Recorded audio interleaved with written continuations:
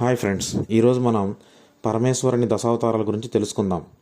శ్రీ మహావిష్ణువు ధరించిన దశావతారాల గురించి అందరికీ తెలిసిందే.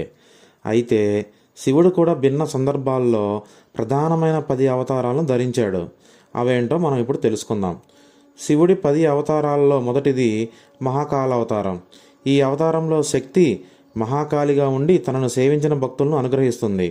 మహాకాలుడు ముక్తిని కల్పిస్తాడు. శివుడి రెండో అవతారం తార్. ఈ అవతార సమయంలో శక్తి తారా అనే పేరున ఆ స్వామిని అనుసరించి ఉంటుంది. ఇద్దరూ తమ సేవకులకు ముక్తులను ప్రసాదిస్తారు. మూడో అవతారం బాలభువనేశుడు. ఈ అవతారంలో శివుడి ఇల్లాలు పార్వతి బాలభువనేశ్వరి అనే పేరున ఆయనను అనుసరించి ఉంటుంది.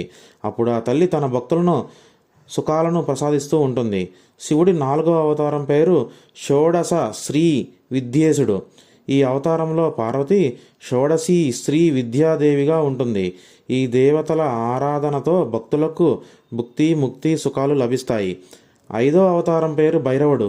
అప్పుడు పార్వతీదేవి భైరవిగా ఉంటూ ఉపాసకులకు భక్తులను సర్వకాలాలలోనూ అనుగ్రహిస్తూ ఉంటుంది. శివుడి 6వ రూపమే చిన్న మస్తకుడు. అప్పుడు చిన్న మస్తకిగా పార్వతి అవతరించి భక్తులను అనుగ్రహిస్తుంటుంది. ధూమవంతుడు అనేది శివుడి 7వ అవతారం.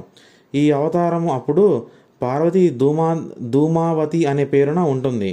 ఉపాసకుల కొంగు బంగారంగా ఈ అవతారంలో ఆది దంపతులు ఉంటారు. శివుడి 8వ అవతారం పేరు బగలాముకుడు. అప్పుడు ఆ తల్లి బగలాముఖి మహానంద అనే పేర్లతో ఉంటుంది. 9వ అవతారం పేరు మాతంగుడు. ఈ అవతారంలో పార్వతీదేవి మాతంగిగా ఉంటుంది.